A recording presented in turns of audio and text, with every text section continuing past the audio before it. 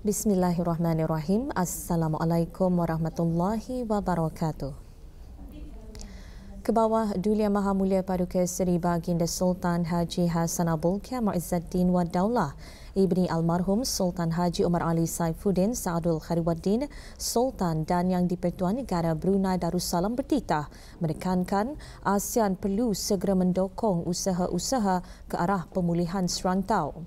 Baginda juga menegaskan ASEAN perlu bekerjasama dengan rakan-rakan kongsi untuk mengatasi cabaran masa hadapan secara kolektif dan memastikan sebuah komuniti ASEAN yang dapat memberi lebih banyak peluang kepada rakyatnya.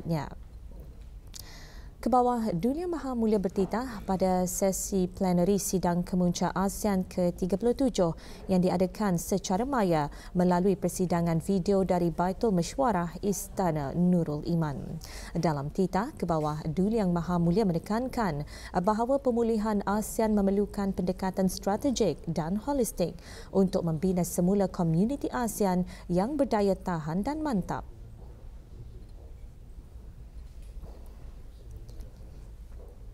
Our recovery will require a strategic and holistic approach so we can rebuild a resilient and sustainable community. In this regard, I believe there are three areas that need to be addressed urgently for ASEAN to achieve this. First, as a caring community, we must prioritize our people's well-being and livelihood.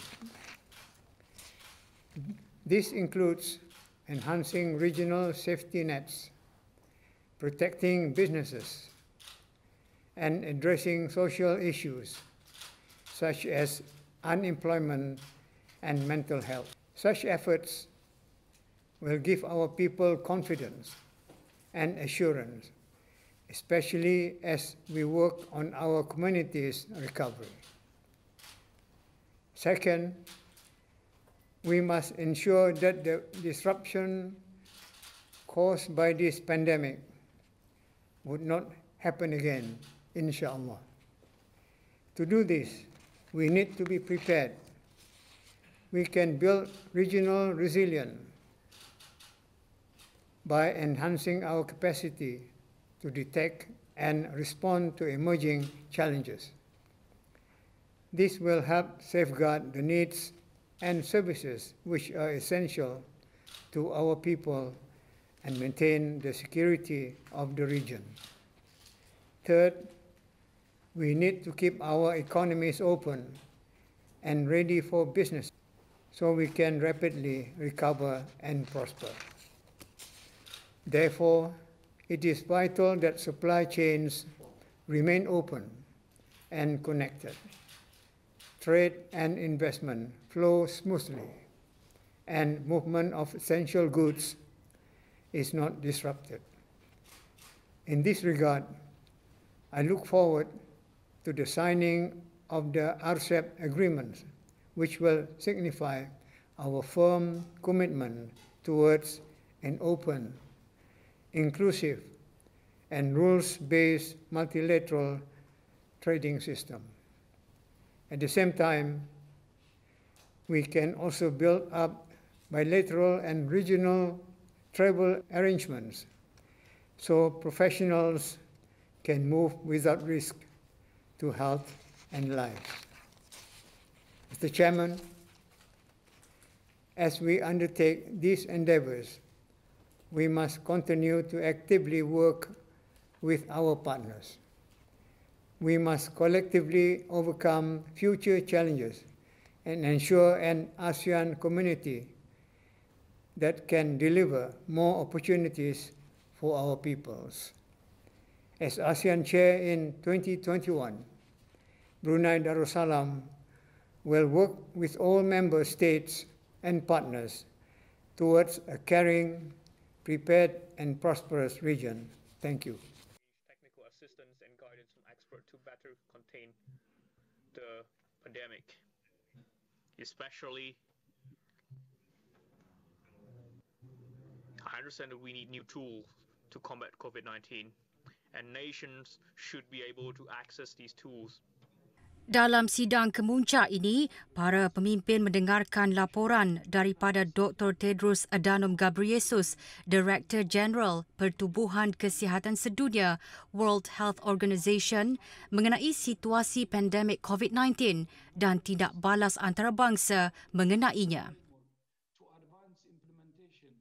Ini diikuti dengan laporan daripada Tuan Yang Terutama Datuk Paduka Lim Jock Hoi, Setiausaha Agung ASEAN yang merangkumi perkembangan dan pencapaian ASEAN sepanjang tahun ini di bawah ketiga-tiga tonggak komuniti ASEAN.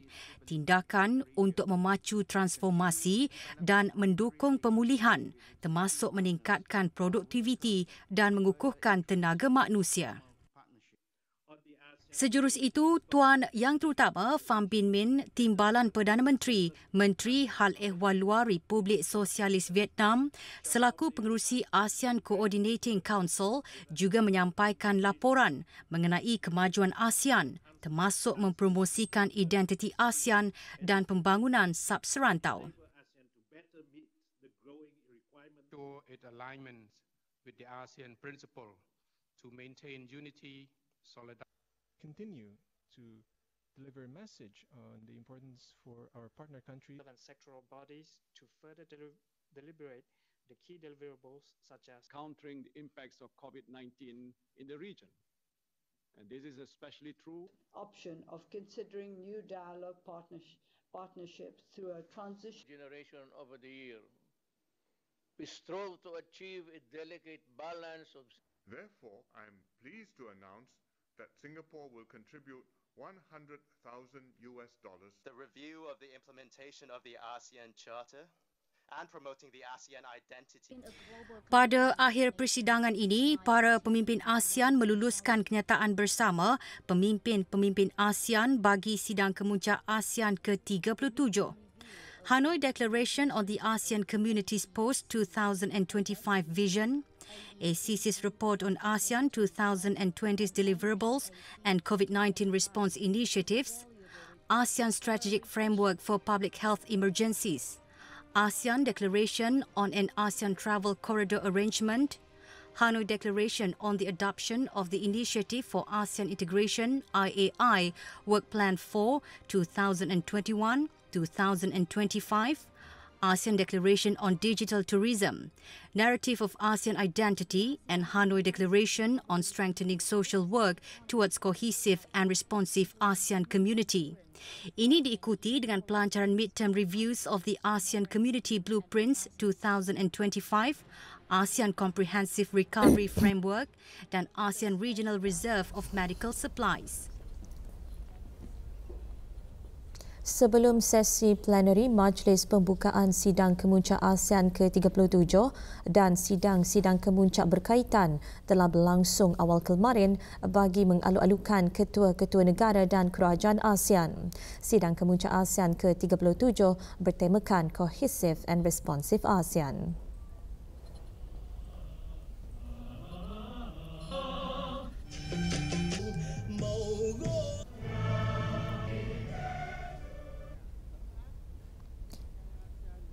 Ini diikuti dengan ucapan-ucapan pembukaan daripada Tuan Yang Terutama Nguyen Phu Trong, General Secretary of the Communist Party of Vietnam dan Presiden Republik Sosialis Vietnam dan Tuan Yang Terutama Nguyen Xuan Phuc, Perdana Menteri Republik Sosialis Vietnam selaku pengerusi ASEAN bagi tahun 2020 antara lain memberi tumpuan kepada tindak balas berkesan terhadap cabaran baharu ke arah perkembangan dan pemulihan ekonomi serantau membentuk kedudukan yang sesuai dalam dunia pasca COVID-19 serta meningkatkan peranan ASEAN di peringkat antarabangsa.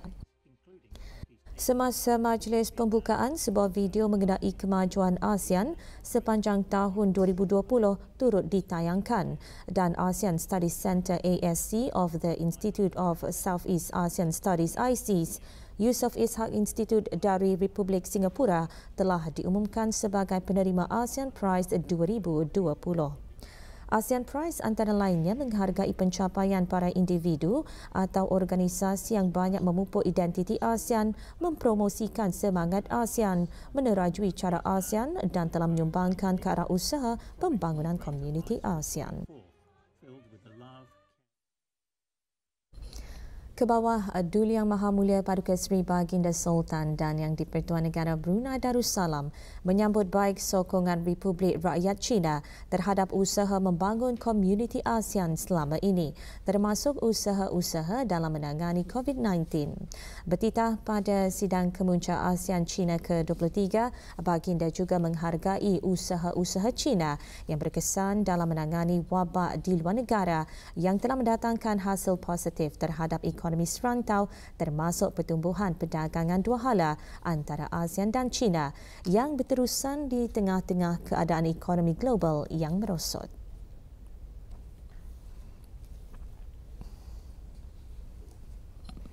To this end, we would encourage greater efforts to further open up trade and realize the full potential of the ASEAN-China FTA.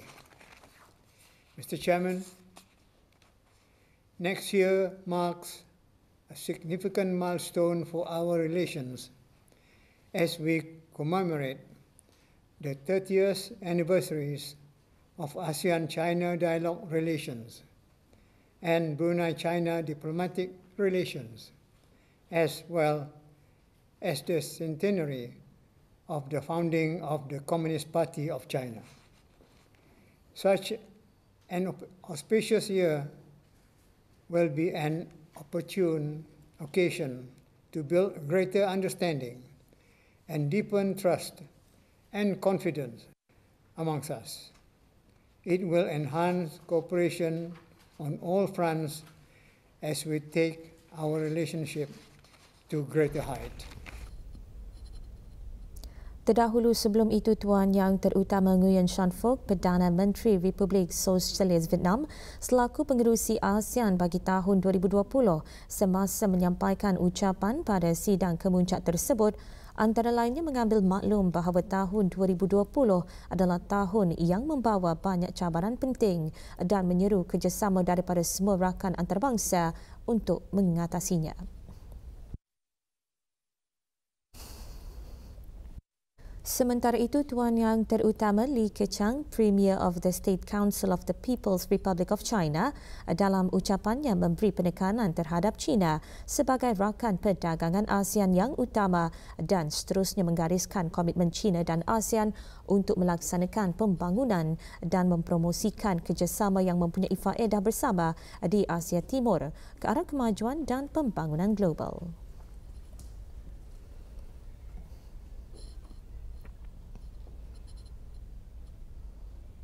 Tuan Yang Terutama Rodrigo Duterte, Presiden Republik Filipina, selaku negara penyelaras hubungan dialog ASEAN-China, telah menyampaikan kenyataan bersama ASEAN yang menunjukkan sokongan padu China terhadap pembangunan serantau ASEAN termasuk perpaduan dan ASEAN Centrality serta kepentingan kerjasama bagi pembahagian vaksin, diagnostik dan perubatan secara saksama.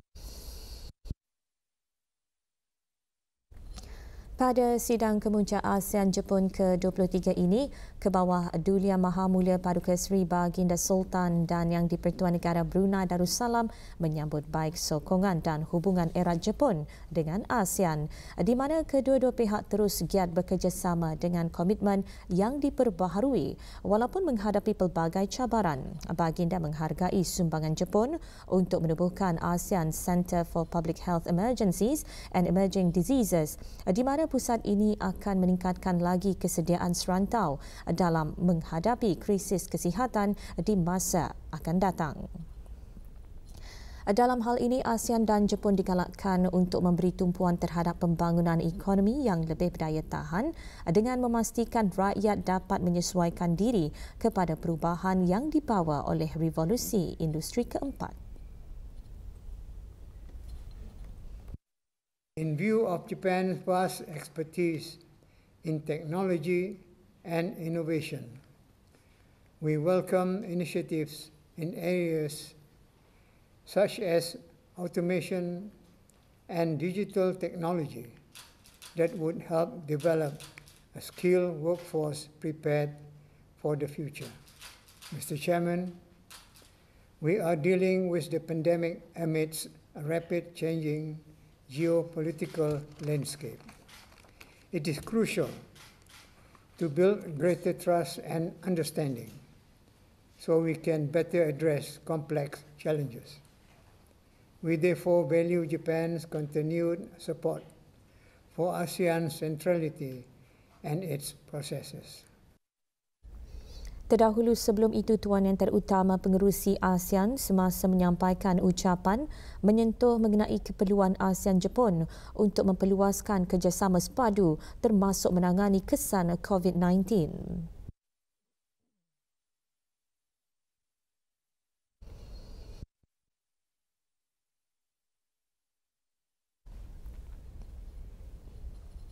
Sementara itu, Tuan Yang Terutama Yoshihide Suga, Perdana Menteri Jepun, antara lainnya menyatakan bahawa Jepun akan terus bekerjasama dengan ASEAN untuk mencapai rantau Indo-Pasifik yang bebas, terbuka dan lebih makmur. Jepun bersedia untuk membina kedaya tahanan ekonomi dalam rantaian bekalan dan memajukan penggunaan teknologi digital.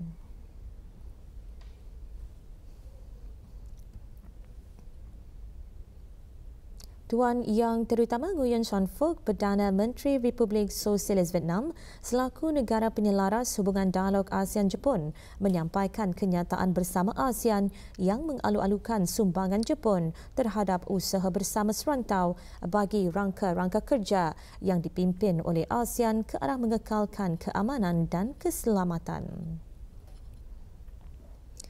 Pada akhir persidangan ini, para pemimpin ASEAN dan Jepun sama-sama menyaksikan pelancaran ASEAN Regional Centre on Public Health Emergencies and Emerging Diseases yang mana Jepun telah menyumbang 50 juta USD melalui Japan ASEAN Integration Fund JAIF bagi membantu penubuhan pusat ini yang akan terus menyokong keupayaan dan usaha ASEAN dalam menghadapi ancaman darurat kesihatan awam di rantau ini.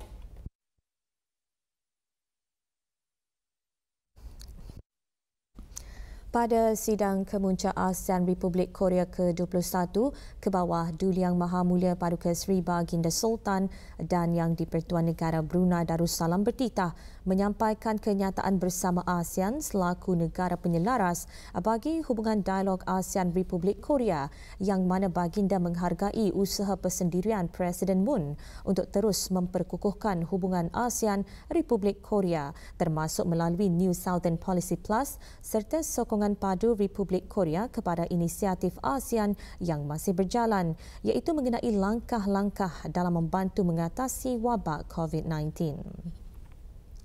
Di samping itu, Baginda menyambut baik cadangan Republik Korea untuk mewujudkan Health Dialogue Channel yang akan mengukuhkan keupayaan kesihatan awam melalui pertukaran maklumat dan kepakaran dan melengkapkan usaha menuju pemulihan serantau. Ke bawah Duli Yang Maha Mulia juga bertitah, ASEAN terus menghargai sokongan Republik Korea terhadap ASEAN Centrality serta penyertaan aktif Republik Korea dalam proses-proses yang dipimpin oleh ASEAN. Melihat kehadapan, Baginda menekankan kesediaan ASEAN untuk bekerjasama dengan Republik Korea dalam usaha untuk memajukan keamanan dan keselamatan di rantau ini. We therefore look forward to enhance the ASEAN ROK FTA through further liberalization effort that will bring more benefits to our people and will also help our businesses and the development of our MSMEs. Such efforts are vital, especially as we face challenges brought about by the Fourth Industrial Revolution. This is where the ROK's expertise in e-commerce, artificial intelligence, and 5G technologies can help build a future-ready ASEAN community. We also welcome more scholarships and training opportunities from the ROK in areas such as governance innovation, e-learning, and farming technologies. All these can build resilient societies and pave the way for recovery. ASEAN further values the ROK's commitment to promote a network of smart cities and sustainable green infrastructure to improve urban areas.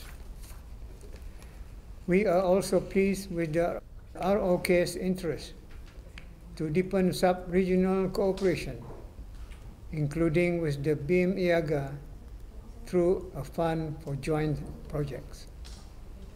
Such initiatives will facilitate inclusive and sustainable economic growth throughout the region.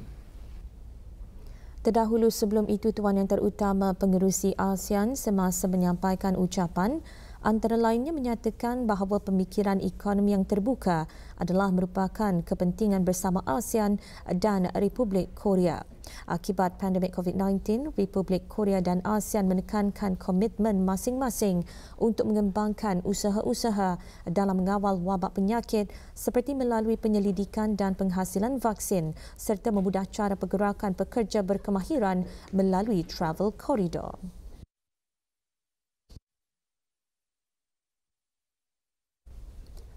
Sementara itu, Tuan Yang Terutama Moon Jae-in, Presiden Republik Korea, mengalu-alukan pertukaran kerjasama yang berterusan antara ASEAN dan Republik Korea bagi mengatasi pandemik COVID-19 dengan matlamat untuk lebih bersedia dalam menghadapi cabaran-cabaran baharu.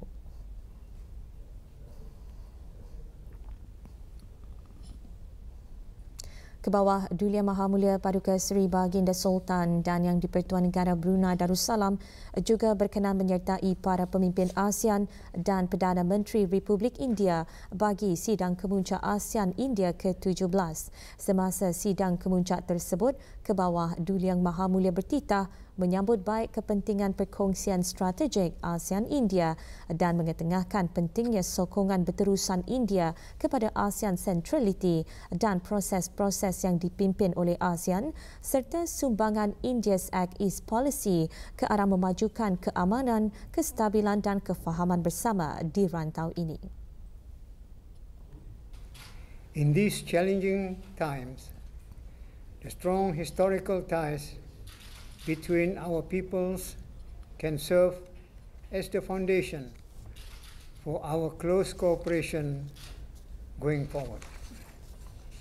In this regard, we encourage more collaboration in areas such as education, youth, and cultural exchanges. We should also focus on initiatives that can build upon these ties and bring benefits to our people's livelihood.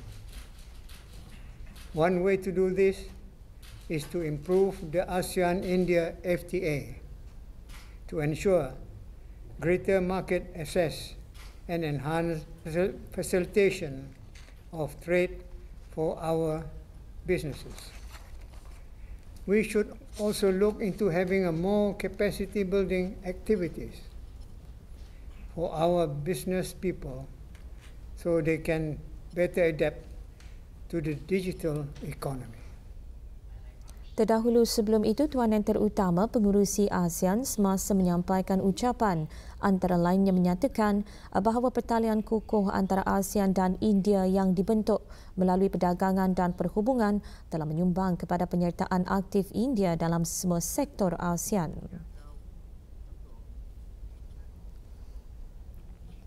Sementara itu, Tuan Yang Terutama Narendra Modi, Perdana Menteri Republik India, antara lainnya menekankan bahawa ASEAN sentiasa berada di dalam keutamaan India's Act East Policy. Perdana Menteri Modi juga mengongsikan bahawa terdapat persamaan antara Indo-Pacific Ocean Initiative dan ASEAN Outlook on the Indo-Pacific.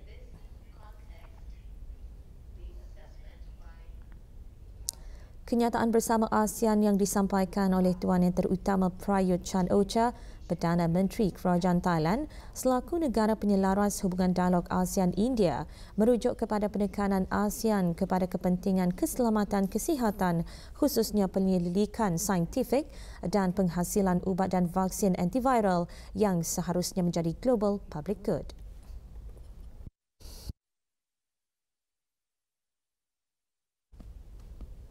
Majlis Istiadat membuka naubat setelah ditutup selama 20 hari atas kemangkatan duli yang teramat mulia Paduka Seri Pengiran Muda Haji Abdul Azim Ibni Kebawah Duli Yang Maha Mulia Paduka Seri Baginda Sultan Haji Hassanal Bolkiah Muizzaddin Wad Daulah pada 24 Oktober lalu diadakan di bangunan Lapau di Ibu Negara.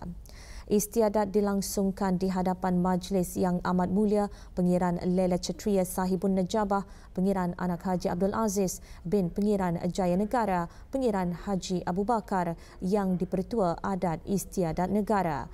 Istiadat bermula dengan majlis bertahlil yang dipimpin oleh Yang Berhormat Pihin Orang Kaya Paduka Seri Utama Datuk Paduka Seri Setia Haji Awang Salim bin Haji Besar.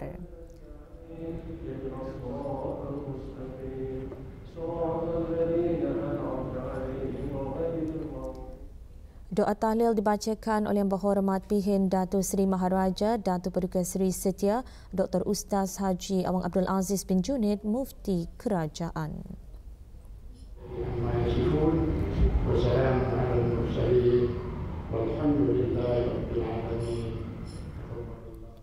Sembahyang fardu maghrib berjemaah diimamkan oleh Yang Berhormat Pihin Orang Kaya Paduka Seri Utama Datuk Paduka Seri Setia Haji Awang Salim bin Haji Besar.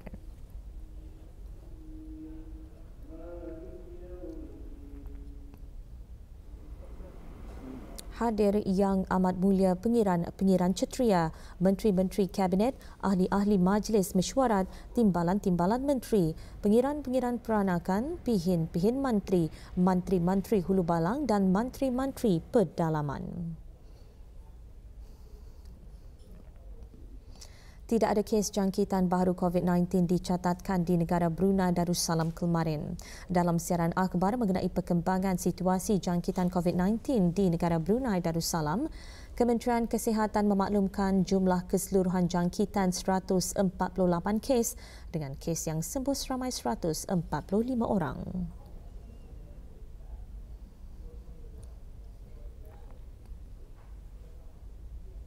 Kes terakhir jangkitan tempatan COVID-19 dilaporkan pada 6 Mei 2020, di manakala jumlah kes import sejak kes jangkitan terakhir tempatan dilapor sebanyak 7 kes. 335 orang sedang menjalani pengasingan diri mandatori, manakala seramai 7,862 orang menamatkan pengasingan diri mandatori sejak Mac lalu. Sementara itu, 192 sampel ujian virus SARS-CoV-2 dilaksanakan, menjadikan jumlah keseluruhan ujian makmal yang dijalankan sejak Januari sebanyak 72,130 ujian. Maklumat lanjut dan perkembangan terkini layari laman sesawang Kementerian Kesihatan dan talian Kesihatan 148.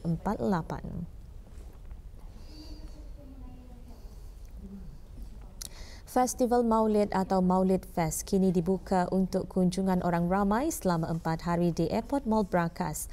Dianjurkan oleh Pusat Dakwah Islamiah Kementerian Hal Ehwal Agama dan Sparksco Sendirian Berhad, Maulid Fest diadakan bersempena dengan Maulid Rasulullah sallallahu alaihi wasallam. Perasmiannya disempurnakan oleh Yang Berhormat Pihin Udana Khatib Datuk Paduka Seri Setia Ustaz Haji Awang Badaruddin bin Pengarah Datuk Paduka Haji Awang Osman Menteri Hal Ehwal Agama. Juga hadir Pengiran Datuk Seri Paduka Haji Bahrom bin Pengiran Haji Bahar Timbalan Menteri Hal Ehwal Agama.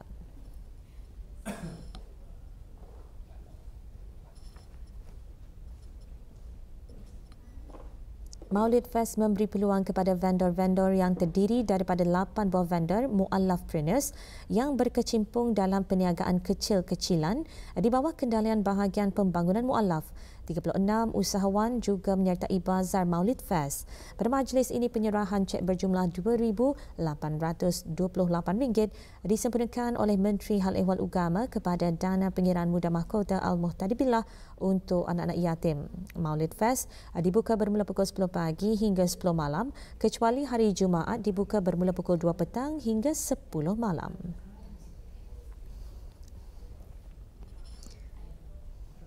Sementara itu, 25 orang murid terdiri daripada murid-murid Sekolah Rendah Yayasan Sultan Haji Hassanal Bolkiah bersama 5 orang guru pengawas membuat lawatan ke Maulid Fest di Airport Mall Brakas.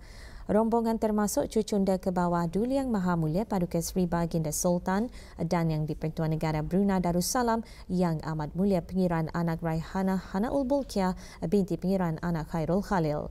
Rombongan berpeluang menyertai aktiviti Mari Bercerita yang diadakan di dalam khemah Bidwin yang antara lain menceritakan mengenai kepribadian Baginda Rasulullah sallallahu alaihi wasallam, sirah kehidupan baginda dan kisah-kisah para sahabat baginda. Rombongan juga menyertai bengkel seni tulisan khad.